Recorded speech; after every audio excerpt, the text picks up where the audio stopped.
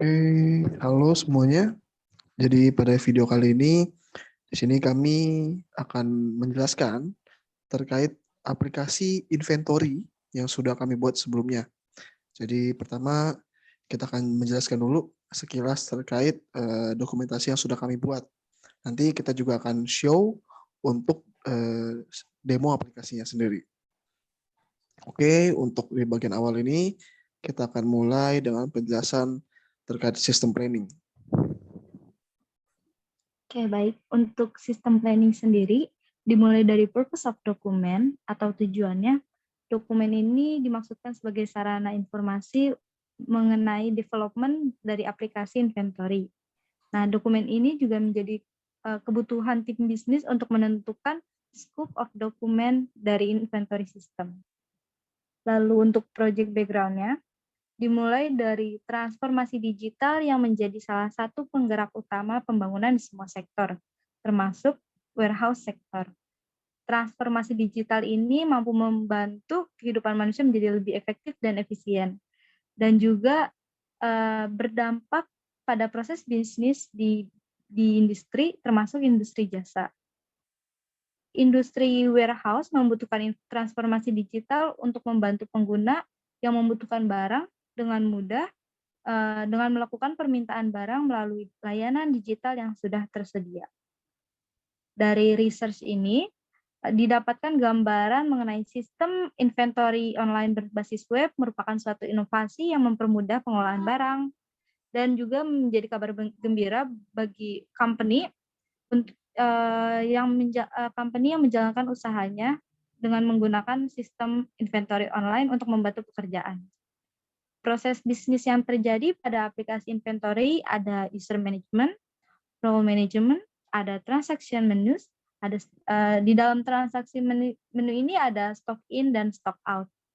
Dan juga dalam proses pencatatan transaksi, pengguna atau user akan menginput data barang yang akan diminta melalui aplikasi inventory.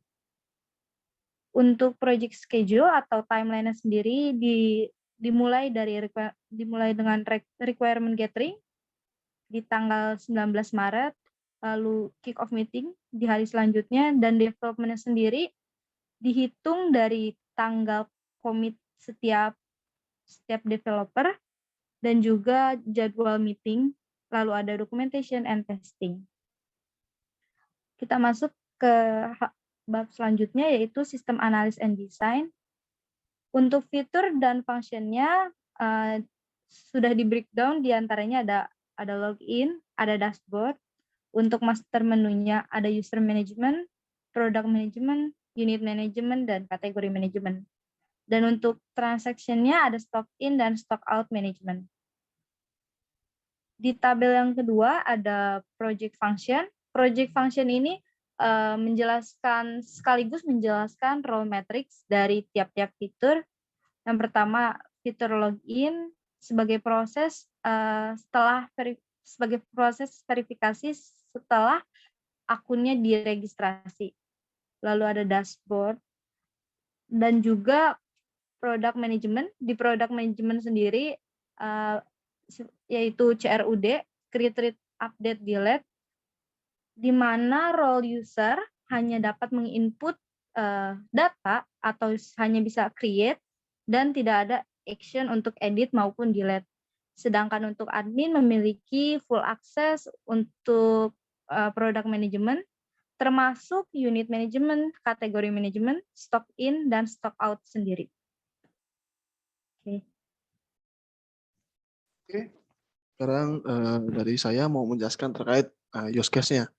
Di sini untuk master menu, di sini untuk master ini kita ada fungsi CRUD-nya, jadi kita bisa create data, kita bisa view, kita bisa edit maupun untuk mendelete datanya. Jadi setiap master tadi seperti yang sudah disebutkan, seperti tadi ada master kategori, lalu ada master product, unit, seperti itu. Oke, untuk use case seperti itu. Nah, sini kalau untuk use case dari stock manajemennya, di sini antara admin maupun user ini sama ya untuk valorisasinya. Jadi di bagian stock in maupun stock out, di sini ada bagian lagi yaitu create data serta view detailnya. Nah, sini untuk activity diagramnya.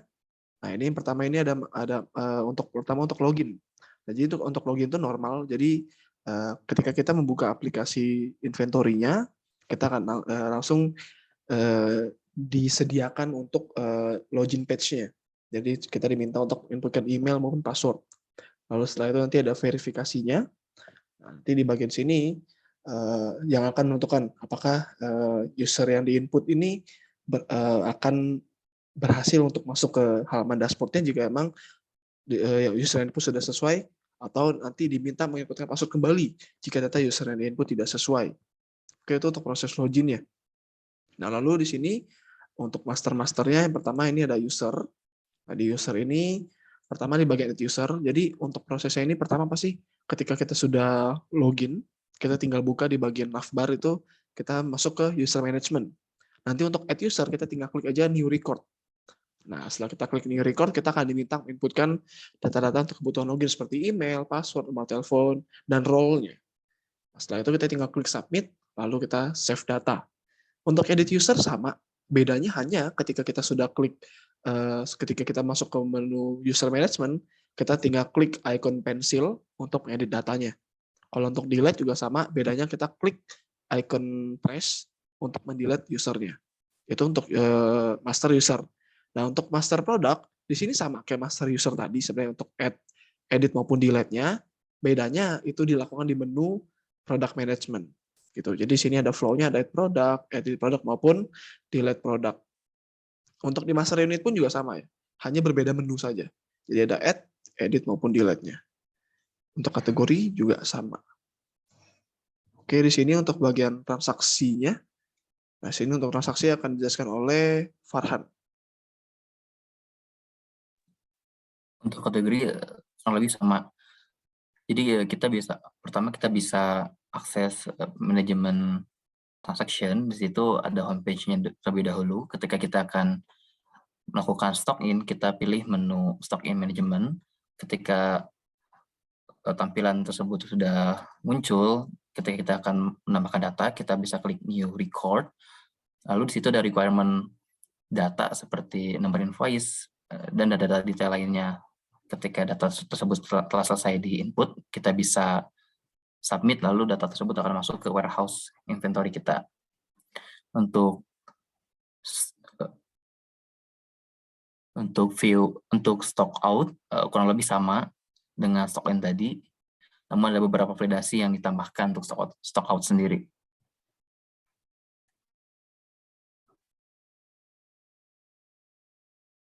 Untuk ERD kita memiliki 6 table. Di sini ada 4 table master, ada table user untuk login, ada table kategoris, table product, table units itu yang berkorelasi untuk transaction. Nah, di sini ada stok dan stok detail. Stok sendiri table transaction-nya, untuk stok detail table transaction juga, namun lebih detail barang yang akan kita input. Detailnya bisa dilihat sendiri. Oke. Jadi kurang lebih untuk dokumentasi seperti ini. Nah, selanjutnya kita akan langsung masuk ke bagian demo programnya. Untuk demo program ini, jadi saya persilakan Farhan untuk melanjutkan share screen-nya untuk menjelaskan fitur-fitur yang ada di aplikasinya itu.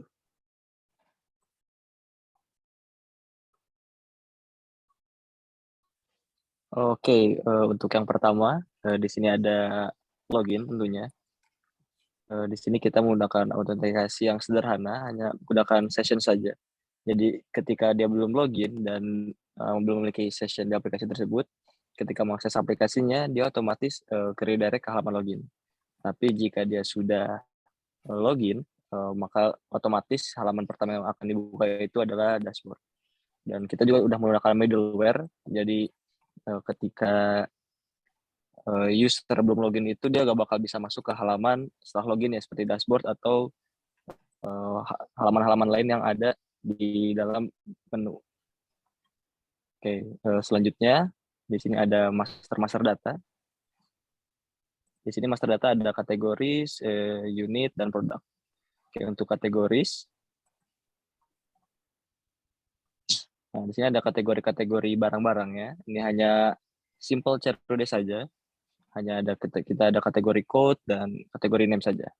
Oke, untuk unit di sini tuh unit hanya dari satuan ya, satuan produk barangnya. Di sini hanya ada satu data saja, yaitu pieces atau unit code-nya itu PCS. Oke, untuk master data selanjutnya, di sini ada master product. Nah, sini itu gabungan ya. Ini gabungan dari kategori dan unit ya. Jadi produk itu dia tuh ada kategorinya apa, dan unitnya itu apa, lalu code-nya apa, dan name-nya itu apa. Hanya itu saja. Fiturnya pun sama. Selebihnya 3 master data tadi itu hanya CRUD saja. Oke, selanjutnya bisa dilanjutkan oleh Farhan. Oke, jadi ketika kita pertama login, maka yang muncul dashboard. Di dashboard sendiri kita menampilkan 5 data, yaitu ada total produk yang kita punya, stock in, stok yang telah masuk ke dalam aplikasi yang kita buat ini, stock out artinya barang yang telah keluar, lalu ada total sendiri berarti total stok keluaran dari seluruh barang kita punya. Lalu di sini ada barang perlu dibeli. Nah, untuk demo kita akan tambahkan data produk terlebih dahulu. Nah, di sini kita baru punya 4 ya, dashboard 4 produk yang kita punya. Kita tambah 2 produk baru. Tambah ATK, pieces, surat.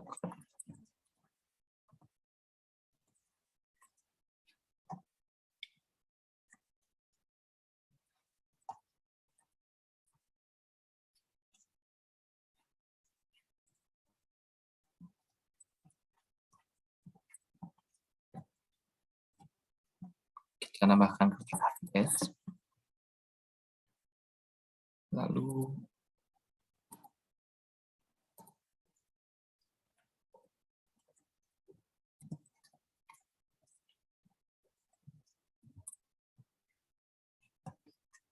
PCHP.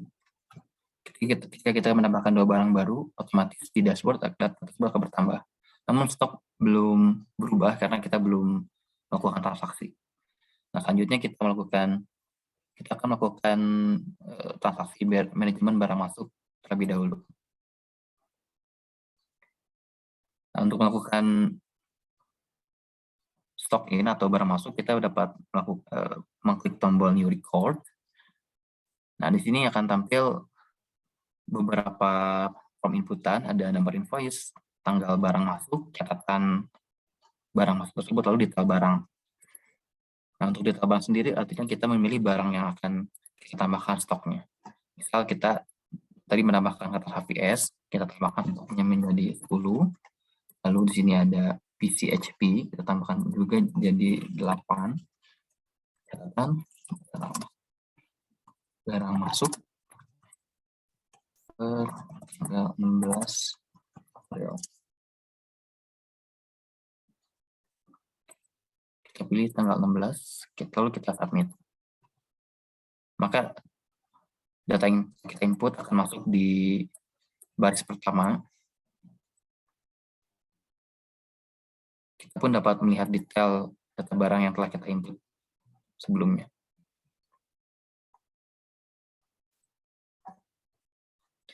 Setelah melakukan barang masuk, kita akan demo untuk barang keluar. Kita akan keluarkan barang yang tadi. Misal tanggal 17. Kita akan untuk bagian opsional catatannya. Lalu kita akan memilih barang yang pertama kita coba selesai HPS. Di sini stok barang langsung inquiry. Karena kita tadi memasukkan 10, maka stoknya akan menjadi 10.